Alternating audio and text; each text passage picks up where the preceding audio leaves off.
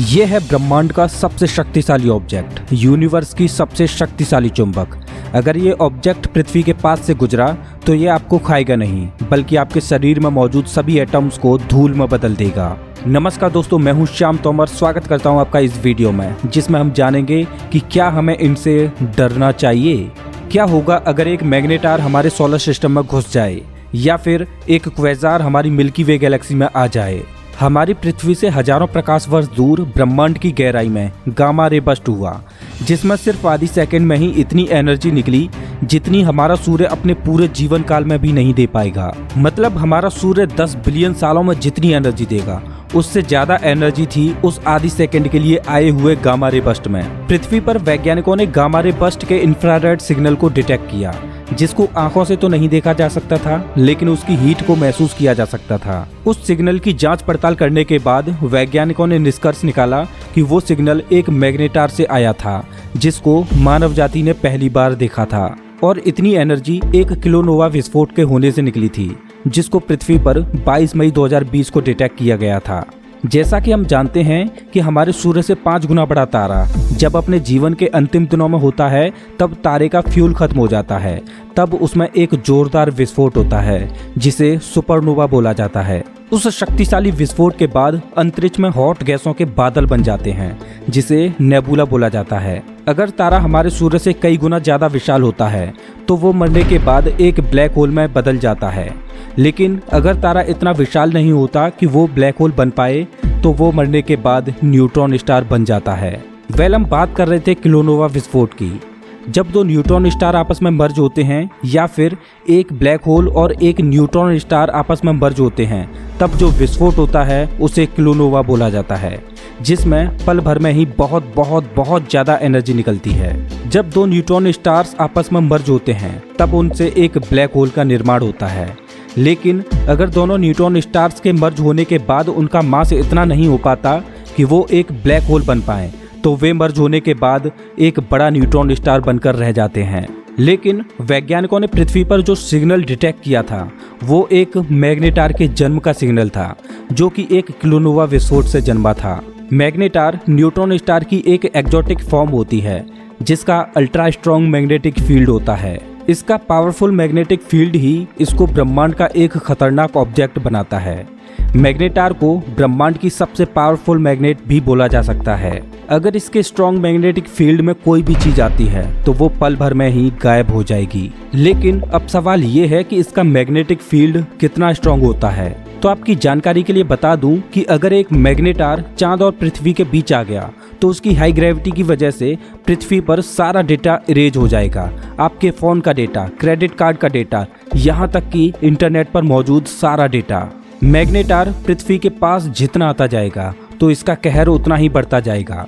ये पल भर में ही पृथ्वी पर सब कुछ गायब कर देगा। यही नहीं, एक मैग्नेटार पृथ्वी को अपने हाई मैग्नेटिक फील्ड की वजह से अंतरिक्ष की गहराई में बहुत दूर से भी डिस्ट्रॉय कर सकता है। यहाँ तक कि अगर कोई मैग्नेटार हमारी पृथ्वी से 50,000 प्रकाश वर्ष दूर है, वहाँ से भी ये पृथ्वी को डिस्ट्रॉय कर सकता है। क्योंकि जब इस तारे की क्रस्ट क्रैक होती है, तो उसमें बहुत ज़्यादा मात्रा में रेडिएशन निकलकर स्पेस में फैल जाता है। इस घटना को स्टार क्वैक्स बोलते हैं। अगर 50,000 प्रकाश वर्ष दूर तारे में स्टार क्वैक्स होता है, तो वो इतनी दूरी से भी पृथ्वी पर जो क्षति पहुंचाएगा, उसकी हम कभी कल्पना भी नहीं कर सकते। क्योंकि स्टार क्वैक्स की वजह से निकले रेडिएशन से पृथ्वी का मैग्नेटिक फील्ड कंप्रेस हो जाएगा और पृथ्वी का एटमॉस्फेयर आयनाइज्ड हो जाएगा। 2004 में पृथ्वी पर गामा रेडिएशन को डिटेक्ट किया गया था, जो कि मिल्की वे गैलेक्सी से बाहर किसी मैग्नेटार से आया था। अगर हमारी पृथ्वी से 10,000 प्रकाश वर्ष की दूरी पर मौजूद मैग्नेटार में स्टार क्वैक्स होता है, तो पृथ्वी पर स्थिति और भी ज्यादा भयानक हो जाएगी। वो 10,000 प्रकाश वर्ष दूर से भी हमारी पृथ्वी की ओजोन लेयर को खत्म कर देगा और पृथ्वी पर सब कुछ जला देगा। मैं आपको डरा नहीं रहा, लेकिन हमसे 9,000 प्रकाश वर्ष दूर कैरिना कॉन्स्टिलेशन में एक मैग्नेटार मौजूद है, और एक दूसरा मैग्नेटार हमसे 18,000 प्रकाश वर्ष की दूरी पर है। इतनी दूर से ये अपने मैग्नेटिक फील्ड की वजह से तो पृथ्वी को प्रभावित नहीं कर सकते, लेकिन अगर इनमें स्टार क्वैक्स हुआ तो ये पृथ्वी पर सब कुछ तबाह कर देंगे। वैसे एक अच्छी बात यह है कि मैग्नेटार की लाइफ बहुत छोटी होती है, 10,000 सालों की। 10,000 साल बाद एक मैग्नेटार सिंपल न्यूट्रॉन स्टार बनकर रह जाता है। जैसा कि हम जान चुके हैं कि न्यूट्रॉन स्टार ब्लैक होल का ही छोटा भाई बंधु है, जो कि ब्लैक होल की ही तरह तबाही मचा सकता है। न्यूट्रॉन स्टार का सबसे खतरनाक रूप तब होता है जब वो एक मैग्नेटार होता है। जैसा कि हम जानते हैं कि हमारी मिल्की वे गैलेक्सी के सेंटर में एक सुपरमैसिव ब्लैक होल मौजूद है, जो कि धीरे धीरे गैलेक्सी के तारों को खाता जा रहा है और अपना आकार बढ़ाता जा रहा है। ये सुपरमैसिव ब्लैक होल हमसे इतना दूर है कि हमारे सोलर सिस्टम को इससे बिल्कुल भी खतरा नहीं है। यहाँ तक कि हमारा सूर्य अपना पूरा जीवन काल खत्म कर देगा, लेकिन फिर भी ये इस सुपरमैसिव ब्लैक होल की चपेट में नहीं आने वाला। लेकिन फिर भी ये सुपरमैसिव ब्लैक होल इतनी दूर से भी पृथ्वी को तबाह करने की काबिलियत रखता है। अगर किसी दिन सुपरमैसिव ब्लैक होल ने किसी मैग्नेटार को अपनी चपेट में लिया, तो उस कोलिजन में निकलने वाली एनर्जी मिल्की वे गैलेक्सी में दूर दूर प्लैनेट्स पर मौजूद जीवन को भी खत्म कर सकती है। जैसा कि हम जानते हैं कि एक मैग्नेटार ब्रह्मांड का एक पावरफुल ऑब्जेक्ट है। जब ये ब्लैक होल से अपनी लड़ाई लड़ेगा तो निश्चित तौर पर जीत ब्लैक होल की ही होगी और ये ब्लैक होल में समा जाएगा। लेकिन अगर ऐसी घटना घटेगी तो यूनिवर्स में बड़ी बड़ी ग्रेविटेशनल वेव्स पैदा हो जाएंगी, जो कि स्पेस टाइम के कर्वेचर को ही डिस्टर्ब कर देंगी और इसका असर पृथ्वी पर भी देखने को मिलेगा। लेकिन ऐसी घटना का घट पाना बहुत ही रेयर है, क्योंकि मैग्नेटार की लाइफ बहुत छोटी होती है और हर एक न्यूट्रॉन स्टार मैग्नेटार नहीं होता। तो ऐसे इवेंट से तो हमें डरने की जरूरत नहीं है। लेकिन ब्रह्मांड का जो सबसे खतरनाक इवेंट है वो है क्वेसार। क्वेसार्स ब्रह्मांड के सबसे ज्यादा चमकीले ऑब्जेक्ट होते हैं। आप क्वेसार की ताकत का अंदाजा इससे लगा सकते हो कि हमारी मिल्की वे गैलेक्सी जैसे हजारों गैलेक्सियों के बराबर एक अकेला क्वेसार एनर्जी रिलीज करता है। हमारा सूर्य 10 अरब सालों में जितनी ऊर्जा देता है, वैसे न जाने कितने ही अनगिनत तारों को एक क्वेसार पल भर में ही डकार जाता है। पृथ्वी से 25 अरब प्रकाश वर्ष दूर एक क्वेसार मौजूद है, जो कि अपने आकार को बढ़ाता जा रहा है और असंख्य तारों को डकारता जा रहा है। तो चलिए अब जान लेते हैं कि क्वेसार आखिर होते क्या हैं। क्वेसार गैलेक्सी के सेंटर में मौजूद वो क्षेत्र होता है जिसकी चमक इतनी ज्यादा होती है कि फिजिक्स के नियमों के अनुसार इसे समझ पाना बड़ा ही मुश्किल होता है। क्वेसार के अंदर एक सुपरमैसिव ब्लैक होल होता है, जिसके चारों ओर गैस की एक डिस्क होती है। जब सुपरमैसिव ब्लैक होल बाहरी ऑब्जेक्ट्स या डिस्क में मौजूद गैस को निगलता है तो ये भारी मात्रा में एनर्जी रिलीज करता है।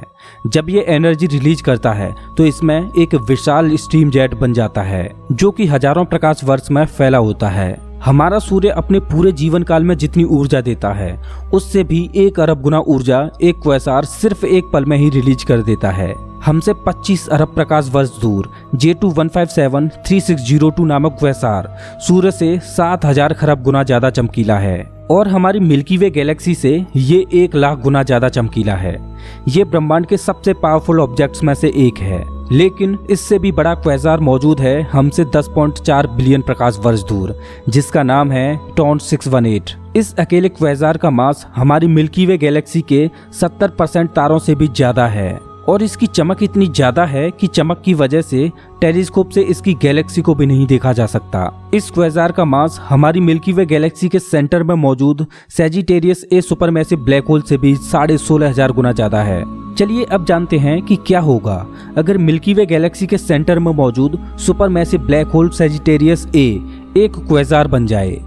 अगर ऐसा होगा तो हमारी आकाशगंगा में इतनी चमक बढ़ जाएगी कि इसमें किसी भी तारे को देख पाना मुश्किल होगा। जिस प्रकार दिन में सूर्य के प्रकाश में हमें तारे दिखाई नहीं देते, उसी प्रकार मिल्की वे गैलेक्सी के सेंटर में क्वेसार के होने से गैलेक्सी में तारों को देख पाना संभव नहीं होगा। मिल्की वे गैलेक्सी में चमक बढ़ जाने की वजह से हमारे सूर्य की चमक बिल्कुल फीकी पड़ जाएगी। क्वेसार की चमक के सामने हमारा सूर्य ऐसा लगेगा जैसे क्रिकेट स्टेडियम में जलती हुई लाइटों के बीच एक दीपक रख दिया जाए। लेकिन एक क्वेसार गैलेक्सी में दूर दूर तक प्लैनेट्स पर मौजूद जीवन को तबाह कर देगा। अगर हम पृथ्वी की ही बात करें तो क्वेसार के होने से रेडिएशन की वजह से पृथ्वी पल भर में एक बंजर ग्रह में बदल जाएगी।